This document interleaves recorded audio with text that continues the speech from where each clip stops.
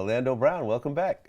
Well, thank you for having me back. Let a nigga get comfortable in this bitch, because obviously it's going to be some shit going down. You got something to say, don't you, Vlad? Don't you got? I got something to say. Okay, well, I want to hear it anyway. All right. Well, last time you were here, it was kind of a big deal. Okay. A lot of views. Okay. You actually started crying at one point. Yeah, I definitely did, because I gave you my all, bro. You know, I want you to understand that. I may not watch a lot of the interviews that you do, but I do respect what you do, and I just want to say to the poofy hair bitch that does the tea, you know, she was just really, really fucking with me, because I felt like this wasn't lovely for her to say, Orlando, Orlando, if I was Vlad, I wouldn't be in the same room with Orlando. You know, I just wouldn't do it. But for you to be here and for you to reach out, man, to your people, it really means the world to me. So fuck you, bitch. Okay. So, I mean, last time you said you were going on Fix My Life. Well, no, you know what? It wasn't fixed. I didn't say I was going. I said that the producers, they hit me up, and my mom basically she said no after she said yeah for whatever reasons. But you know that's what happens when a lot of skeletons are in people's closet that don't need to be discovered. Okay, but you wanted to do it?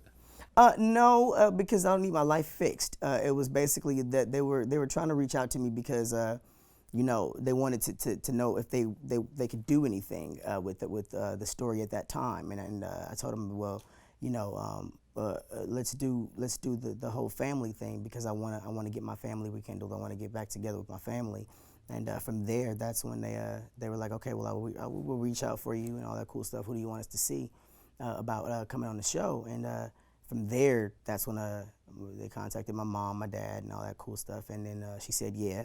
Like I told you, and then she said no. So your mom said yes? My mom said yes, and then they got everybody else, and then she said no. She pulled out. Okay. So your mom didn't want to do it? Mm-mm. What about your dad?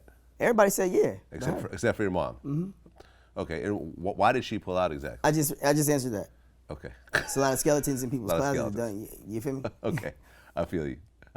Yeah, I mean, putting your life out there is kind of. Yeah, I'm 100, Vlad. Don't you see my socks? I'm seeing it. 100. He looked at the socks as soon as he said it. Yeah. Man, I'm licking my lips, y'all. Fuck y'all, because I smoked a fat blunt. God damn, I got cotton mouth. Don't you know it? Don't you know it? Okay. So you came out with the "Fuck My Fame" video. Mm-hmm. All right. What was the reaction to that? The reaction to that was here. You know, it got me here. You know, and I'm dedicated. I'm very, very sharp right now, and I'm very, very thankful and grateful to everybody for basically giving me a chance musically to be able to go to the next level and actually captivate the people that actually need this kind of entertainment. And not only that, but I think it's detrimentally fucking detrimental that they understand that this is my blood, my sweat, my tears, and my story, and don't fuck with me. Well, why'd you call it "Fuck My Fame"? Because fuck my fame. So you don't want your fame?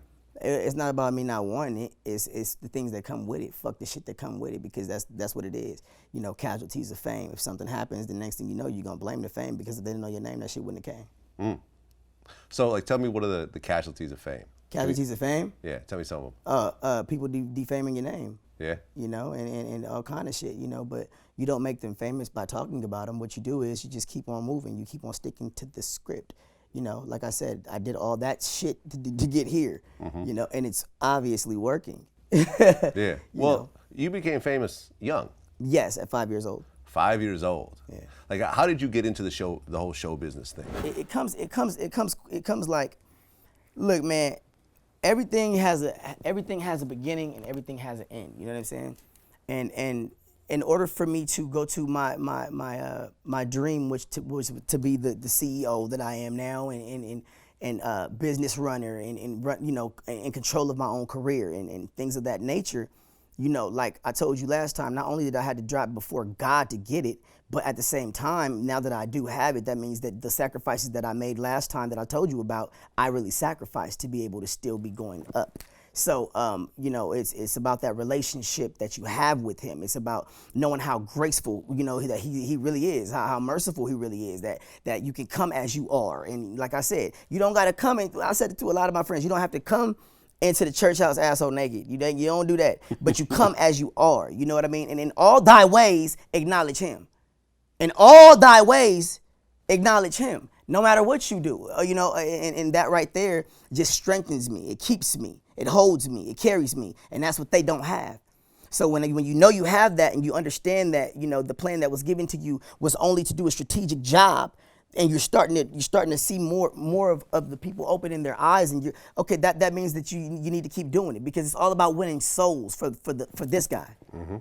You know, you want to win souls. You don't. You know, we're not playing games here. This is a spiritual battle that I'm going through, and a lot of people are going through in their lives.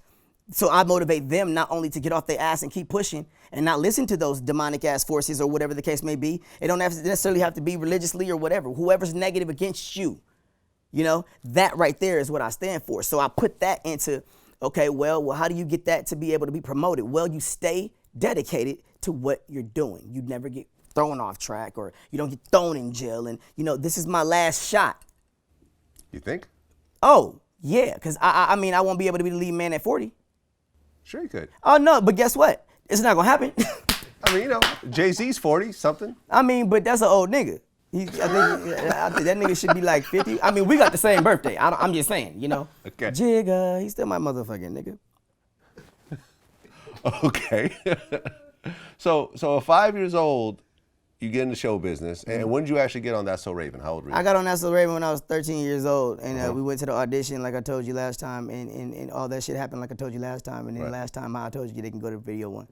Okay, but I mean, between 5 and 13, like, what were you doing? Like, Man, well, between 5 and 13, I'll say 5 and 13, that's when I was still going to the set and then coming back to the hood, going to the set and then going back, or wherever it was that we could stay, like I told you, you know. So my main thing is, it's just like, right now, you know, for me to tell you that, like, you know, I did The Pretender, and I did, you know, that what was Don Johnson's show, you know. Miami Vice? Yeah, I did. No, not Miami Vice, the one that he had by himself.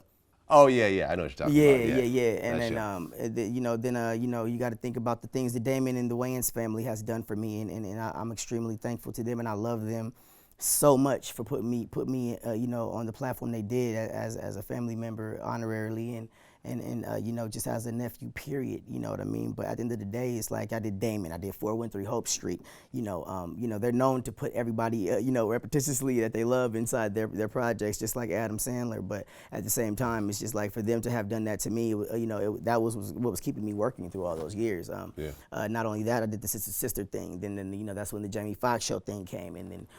You know, you gotta, I can go on and on and on. Yeah. Well, I mean, most kids during that age are in school, they're chasing girls, they're doing sports and all that. At 5?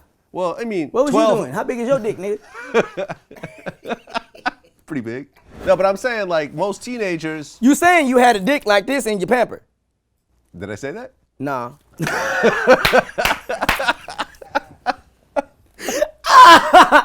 Oh man, no, I'm just fucking around. You were working in Hollywood when most other kids were not, and you were famous when most other kids. I mean, this is even before social media, so you were like famous while everyone else was. Just doing their own thing. You know, now I'm famous. Well, you were famous back then. Yeah, too. I was one of many. Now I'm me.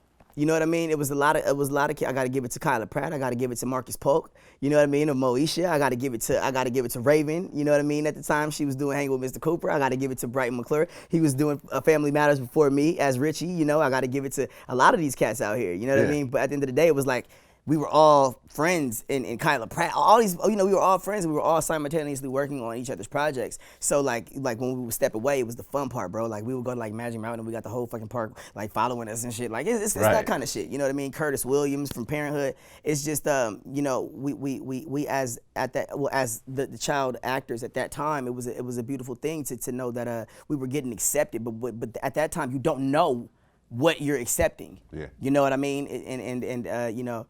I just know that now it's a separate, it's a great differentiation between like understanding the fact that I was a child star, and now I've actually crossed over successfully into an adult star. You know? Well, what was it like being part of the Disney machine? Because that's quite a serious machine. That's just a whole bunch of motherfucking bullshit. You know what I'm saying? That machine is a family.